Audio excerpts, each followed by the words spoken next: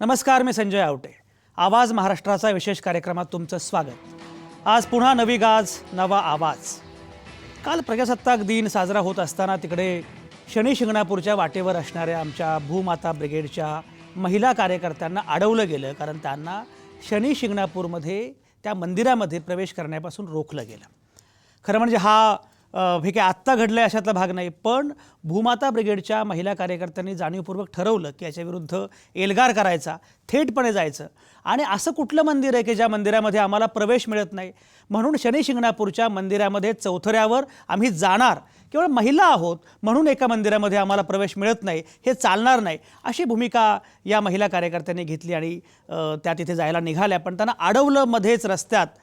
आणि त्याच्यानंतर खरं म्हणजे कालच हा विषय करावा असं डोक्यात आलं होतं, पण काल प्रजासत्ताक दिनाच्या निमित्तानं आणखी व्यापक विषयांवर आपण बोललो की सहिष्णुता वगैरे, की जो संदर्भ थेटपणे त्याही घटनेशी होता.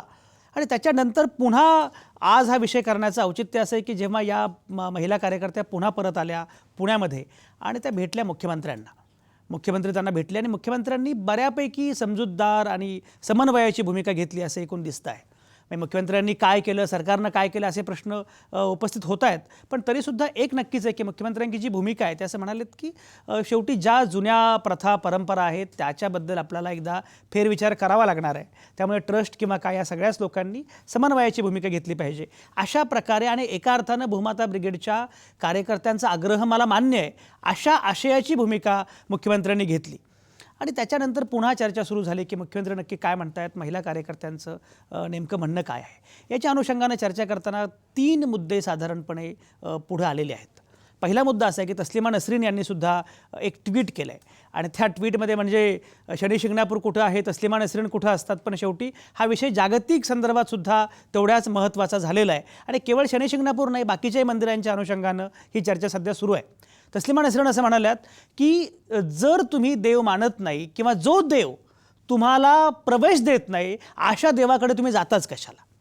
तर हा एक मुद्दा आहे की जर आपण खरंच देव मानत नसू किंवा या प्रकारच्या धर्माला आपण नाकारत असू तर त्याच ठिकाणी जाण्याची गरज का भासते, हा पहिला मुद्दा आहे. त्याला अर्थातच लगेच उत्तर पण असं असतं की डॉक्टर आंबेडकरांना सुद्धा त्या अर्थानं काही देव मान्य होता, साने गुरुजींना काही विठ्ठल मंदिर किंवा काय, पण तिथे प्रवेश मिळणं हा एका वेगळ्या अर्थानं समानतेचा समतेचा मुद्दा आहे. पण हा एक पहिला मुद्दा आहे. दुसरा मुद्दा असा आहे की जर धर्मग्रंथ काही म्हणत असतील तर त्या धर्मग्रंथांचा सन्मान ठेवायला काय हरकत आहे. एरवी इतर मंदिरांमध्ये तुम्हाला जायला प्रवेश आहे, पण धर्मग्रंथ म्हणतायत की शनी मंदिरामध्ये मात्र महिलांनी जाऊ नये, त्याला काही कारणं आहेत, तर ती मानायला काय हरकत आहे. हा दुसरा मुद्दा आहे. त्यालाही अर्थात उत्तर असं आहे की कुठला धर्मग्रंथ असं म्हणतो आणि कुठल्या धर्मामध्ये हे म्हटलेलं आहे. आणि जर धर्मग्रंथामध्ये स्त्रियांनी शनी मंदिरात प्रवेश करू नये असं म्हटलं असेल तर त्याच धर्मग्रंथांनी काळाराम मंदिरामध्ये सुद्धा दलितांनी प्रवेश करू नये असं म्हटलं होतं का. त्याच धर्मग्रंथांनी विठ्ठल मंदिरामध्ये दलितांनी प्रवेश करू नये असं म्हटलं होतं का. आणि मग साने गुरुजींच्या किंवा डॉक्टर बाबासाहेबांच्या उपोषणानंतर धर्मग्रंथ बदलले का, हा दुसरा मुद्दा आहे. तिसरा मुद्दा या संदर्भातला असा आहे की एवढे सगळे बाकीचे प्रश्न ऐरणीवर आलेले असताना हा नॉन इश्यू आहे, याचा इश्यू का करायचा, हाही मुद्दा आहे. आणि त्याला जोडून काही मुद्दे ते असे की जे राजकीय पक्ष आत्ता भारतीय जनता पक्ष, देवेंद्र सरकार याच्याबद्दल टीका करतायत, ते राजकीय पक्ष म्हणजे काँग्रेस आणि राष्ट्रवादी हे इतकी वर्ष सत्तेवर होते, तेव्हा त्यांनी काय केलं. त्यांनी शनी मंदिरामध्ये महिलांना प्रवेश मिळावा याच्या अनुषंगानं काय केलं. आता प्रणिती शिंदे आणि बाकीच्या नेत्यांनी जाहीरपणे म्हटलं की आमची भूमिका आहे की या बाजूनं घडलं पाहिजे, शनी मंदिरात महिलांना प्रवेश दिला पाहिजे वगैरे. पण सत्तेत असताना तुम्ही काय केलं. कोल्हापूरमध्ये ज्या प्रमाणे महिलांना यश मिळालं त्या प्रकारे शनी शिंगणापूरच्या अनुषंगानं काही घडावं अशा प्रकारचे प्रयत्न या पक्षांनी यापूर्वी का केले नाहीत, हा महत्त्वाचा मुद्दा आहे. आणि त्याच वेळी सत्ताधारी पक्षाची मात्र इच्छाशक्ती खरंच आहे का, हाही महत्त्वाचा मुद्दा आहे. शनी शिंगणापूर ट्रस्टच्या प्रमुख पदावर एक महिला आहे, पण तरी महिलांना प्रवेश नाही. आणि या संदर्भातलं पंकजा मुंडे आणि बाकीच्या नेत्यांची विधानंही आपल्याला माहीत आहेत. या सगळ्या संदर्भामध्ये आपल्याला ही चर्चा करायची आहे की शनी शिंगणापूरच्या मंदिरामध्ये महिलांना प्रवेश मिळावा याच्या अनुषंगानं तोडगा कधी निघणार. आणि जाहीरपणे अधिकृतपणे हे आंदोलन होता कामा नये, हा एल्गार होता कामा नये, अधिकृतपणे शनी शिंगणापूरच्या मंदिरामध्ये महिलांना प्रवेश कधी मिळणार. कारण कुठेही कोणालाही कुठल्याही जात धर्म लिंग याच्या आधारावर प्रवेश नाकारणं हे अवैध आहे, हे बेकायदेशीर आहे. प्रजासत्ताक दिन काल साजरा झालेला असताना ही चर्चा आपल्याला आज करावी लागते आहे. या सगळ्या निमित्तानं मी जे 3-4 मुद्दे मांडले या सगळ्या निमित्तानं ही चर्चा आपल्याला करायची आहे. आणि ही चर्चा करण्यासाठी माझ्यासोबत आहेत नामवंत पाहुणे. माफ करा नामवंत पाहुण्या, आज सगळ्या पाहुण्या माझ्यासोबत असणार आहेत, सगळ्या महिला आहेत. माझ्या शेजारी बसलेल्या आहेत नीला लिमे. नीला लिमे या स्त्री चळवळीतल्या कार्यकर्त्या आहेत आणि काँग्रेस पक्षाचंही काम त्या करत असतात. सुनीता पाटील माझ्या शेजारीच आहेत, त्या सनातन संस्थेच्या प्रवक्त्या आहेत. पहिल्यांदाच मला वाटतं या शोमध्ये सुनीता आलेल्या आहेत. सुनीता, तुमचं स्वागत. नंदिनी आत्मसिद्ध लेखिका आहेत, सामाजिक विचारवंत आहेत, त्या आपल्यासोबत असणार आहेत. त्या परळमधून आहेत. कांता नलावडे या भारतीय जनता पक्षाच्या प्रवक्त्या आहेत, त्याही आपल्यासोबत असणार आहेत, त्या आलेल्या आहेत आपल्यासोबत. दुर्गा शुक्रे या भूमाता ब्रिगेडच्या कार्यकर्त्या आहेत, ज्या भूमाता ब्रिगेडच्या कार्यकर्त्यांनी तृप्ती देसाईंच्या नेतृत्वाखाली आंदोलन केलं आणि आम्हाला जायचं आहे शनी शिंगणापूरच्या चौथऱ्यावर असा आग्रह धरला. त्यांना ते पूर्ण करता आलं नाही, पण त्या संघटनेच्या कार्यकर्त्या दुर्गा शुक्रे आपल्यासोबत आहेत. डॉक्टर विभाश्री आपल्यासोबत असणार आहेत, त्या शनी मंदिर संस्थांच्या संस्थापक आहेत, साधक आहेत. त्या डॉक्टर विभाश्री आपल्यासोबत असणार आहेत औरंगाबादमधून. या सगळ्या नामवंतांच्या सोबत आपल्याला ही चर्चा सुरू करायची आहे. नक्की काय घडतं आहे, हा आग्रह सुरू आहे, त्याच्याबद्दल काय म्हणणं आहे. आणि ही सुरुवात करताना मला जायचं आहे नंदिनी आत्मसिद्ध यांच्याकडे. नंदिनी आत्मसिद्ध, मी जे काही बोललो मगाशी, काय तुमचं म्हणणं आहे, काय चाललं आहे आणि काय व्हायला पाहिजे? काय चाललंय आणि काय होत आलंय हे आपण बघतोय इतकी वर्ष. हे जे आंदोलन चालू आहे हे नवं नाही, हे बऱ्याच वर्षांपासून चालू आहे. महिलांची मोठी मागणी बरीच वर्षापासून आणि त्यासाठी आंदोलन होत आहेत.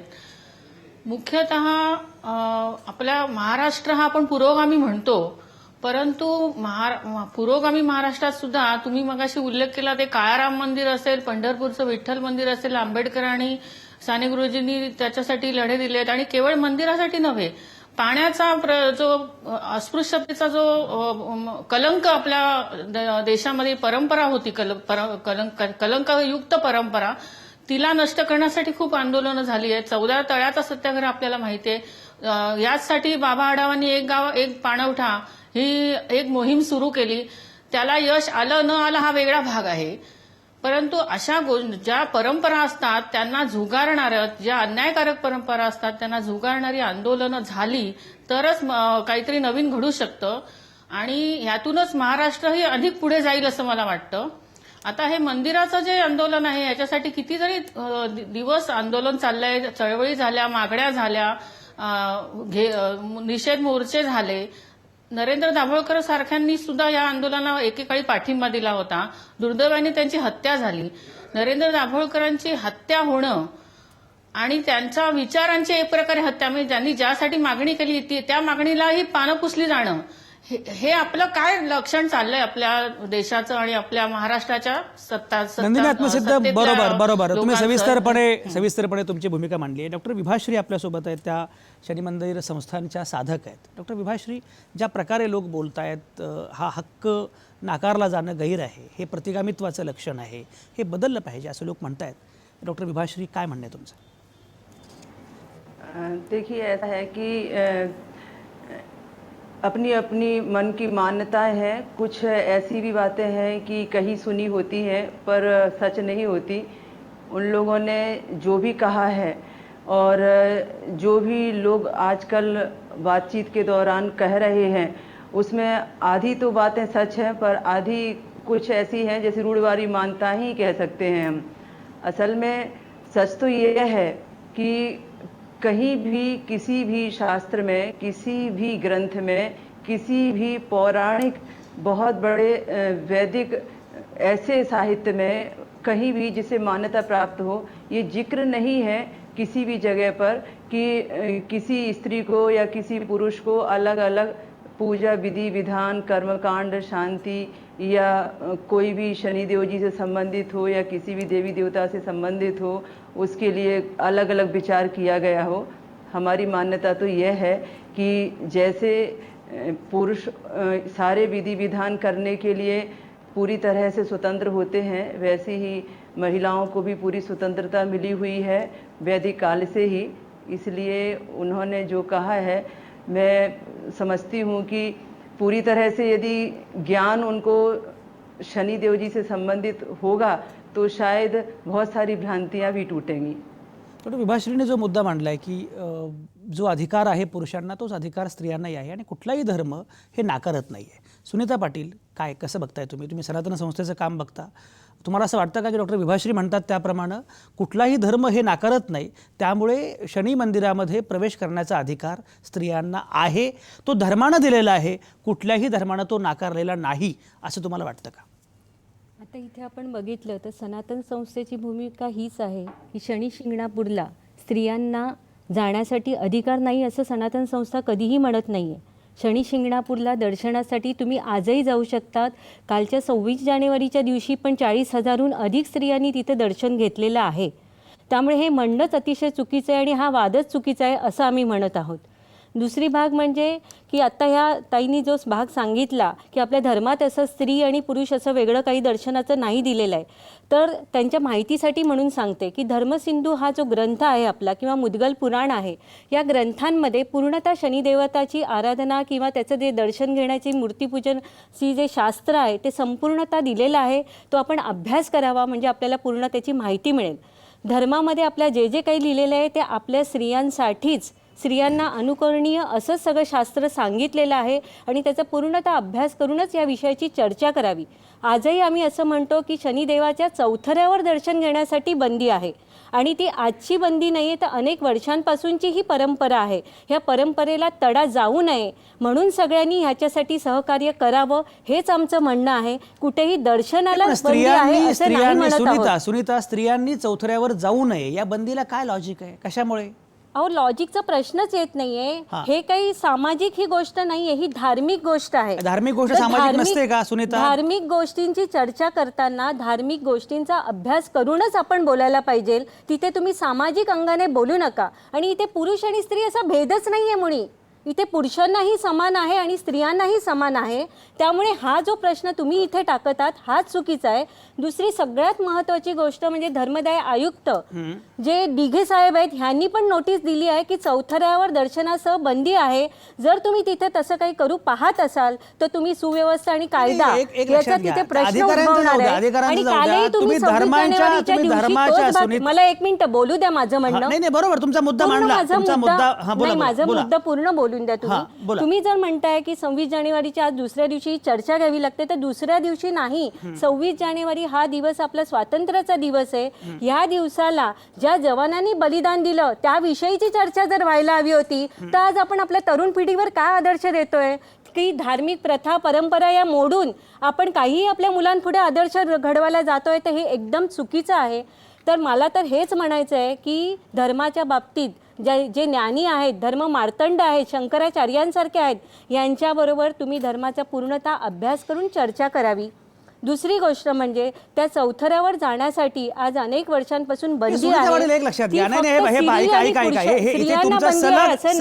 सलगपणे तुमचं भाषण तुम्ही करू शकत नाही. मला एक माझा मुद्दा सांग, त्याचं उत्तर द्या की मुळामध्ये चौथऱ्यावर जायला स्त्रियांना बंदी आहे, हे मान्य आहे का तुम्हाला?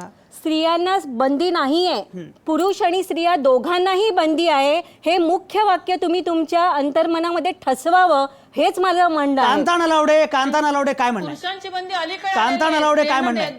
द्यायची नाही म्हणून पुरुषांना बंदी केली आता. नाही, या ठिकाणी सुनीता ताई ज्या सांगतायत, खरं म्हणजे हे अत्यंत चुकीचं सांगतायत. आणि त्या सांगतायत की शनी मंदिराच्या चौथऱ्यावर म्हणजे महिलांना आणि पुरुषांना दोघांनाही बंदी आहे. असं नाही. आता मध्ये जी पुण्याची एक कॉलेज युवती त्या चौथऱ्यावर चढली आणि त्याच्यानंतर पुरुषांना त्यांनी बंदी केलेली आहे. त्या अगोदर पुरुष चौथऱ्यावर जाऊन दर्शन घेत होते. आजही 1,101 रुपयाची पावती फाडून पुरुष त्या चौथऱ्यावर जाऊन दर्शन घेतात.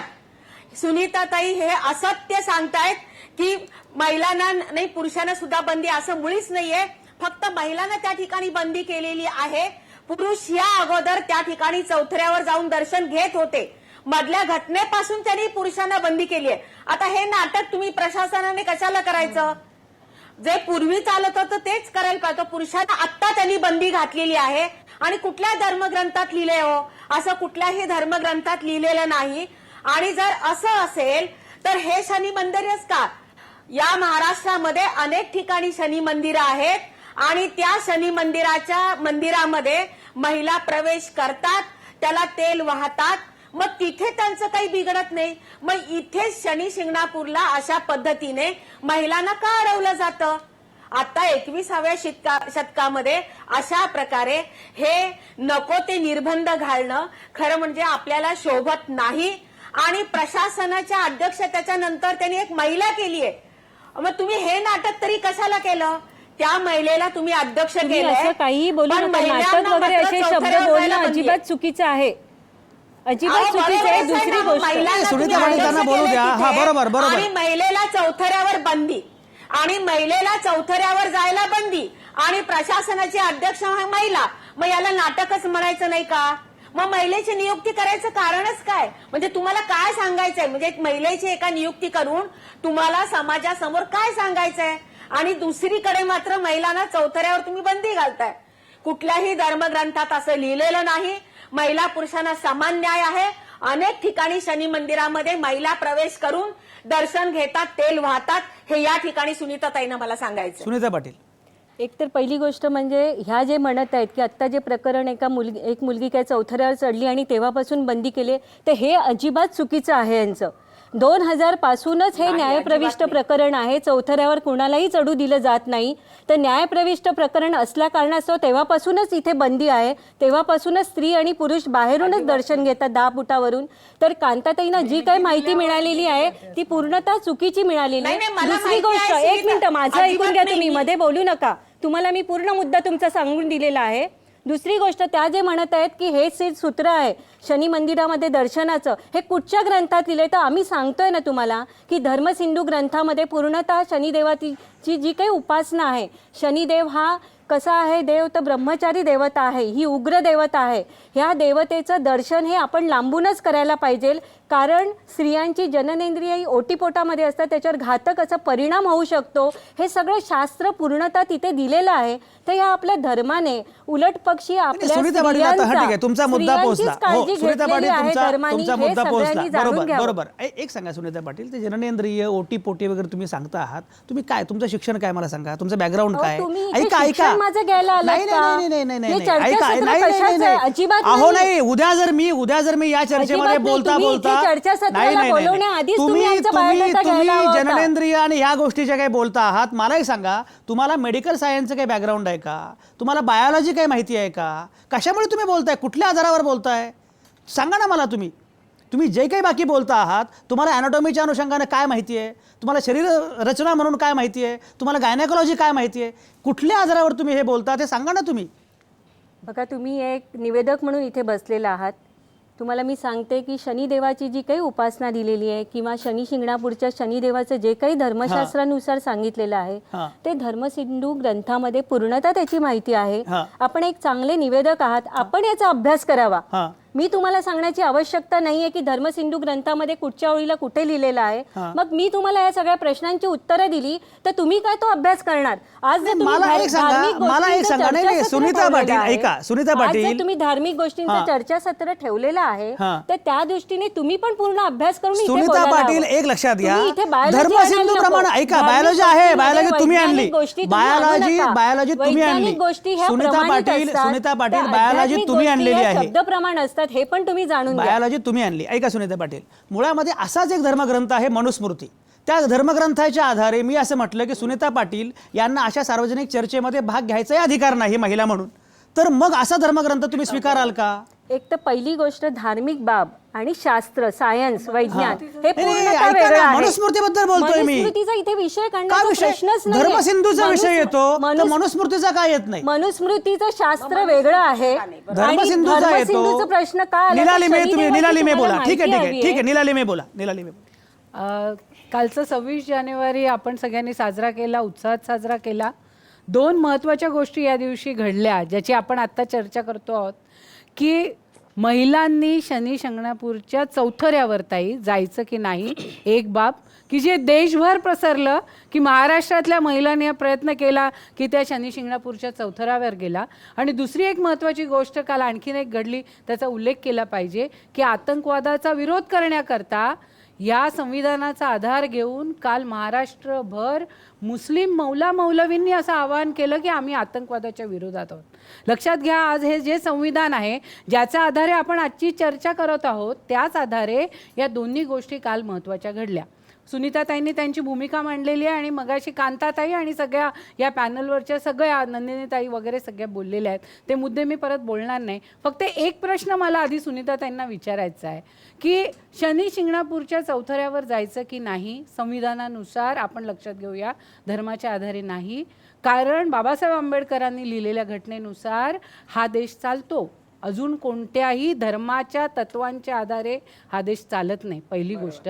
आणि दुसरी गोष्ट महत्त्वाची, आपण एक ट्रायल करूया ना, या चॅनलच्या द्वारे आपण सगळ्यांना सांगूया की ज्या 100 महिलांना समजा वाटतं की आम्ही तिकडे गेलं पाहिजे, त्यांचा आपण जसं विज्ञान निष्ठा आपण सगळे आहोत, विज्ञानानुसार आपण त्यांचा अभ्यास करूया की त्यांच्या जननेंद्रियांवर काही परिणाम होतो का, त्यांचं पुढे जी काय बायोग्राफी बायोलॉजिकल आहेत त्याच्यामध्ये त्यांच्यात काही भेद होतात का, काही फरक पडतात का, हे समजून घ्यायला आपण तयार आहात का? मला हे विचारायचं आहे की जे, आणि त्या ग्रामस्थांना सुद्धा खरं म्हणजे त्यांना नीटपणे हे सांगायची गरज आहे असं मला वाटतं की हा सगळा प्रश्न कसा चाललाय। मला असं वाटत नाही काल ज्या रीतीने त्या महिला बोलत होत्या की त्यांना या प्रश्नाची पूर्ण जाणीव आहे। हे सगळे मुद्दे महत्त्वाचे आहेत, मला आता ब्रेक घ्यायचा आहे। फक्त सुनीता पाटील, मला एक सांगा, तुम्ही दोन अंतर्विरोध असणारे मुद्दे मांडले। एकीकडे तुम्ही असं म्हटलात की स्त्रियांना प्रवेश नाही आणि पुरुषांनाही प्रवेश नाही, आणि दुसरीकडे तुम्ही उल्लेख करताना मात्र फक्त स्त्रियांच्या जननेंद्रियांचा आणि असा उल्लेख केला। म्हणजे मला एक सांगा की धर्मशास्त्रानं आता कोणाला प्रवेश आहे नाही, 2000 साल न्यायप्रविष्ट सोडून द्या, धर्मशास्त्र तुम्ही जे म्हणता आहात, धर्मसिंधू तुमचा जो काही ग्रंथ तुम्ही सांगता आहात, त्या ग्रंथानुसार पुरुषांना प्रवेशाची बंदी आहे का की नाही? तुम्ही निवेदक आहात, पूर्वग्रह ठेवून बोलू नये असं मला वाटतं।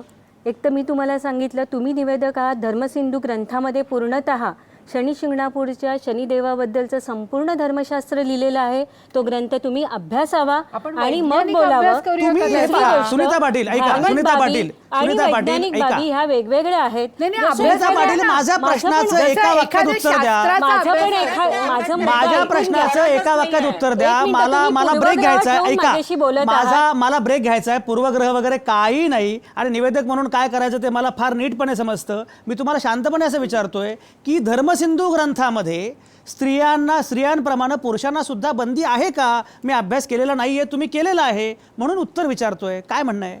ही चर्चा कशासाठी आहे? एक तर चौथऱ्यावरती प्रवेश हवा किंवा नाही, तसं चौथऱ्याखालून प्रवेश दर्शन घेणं यासाठीही आहे चर्चा।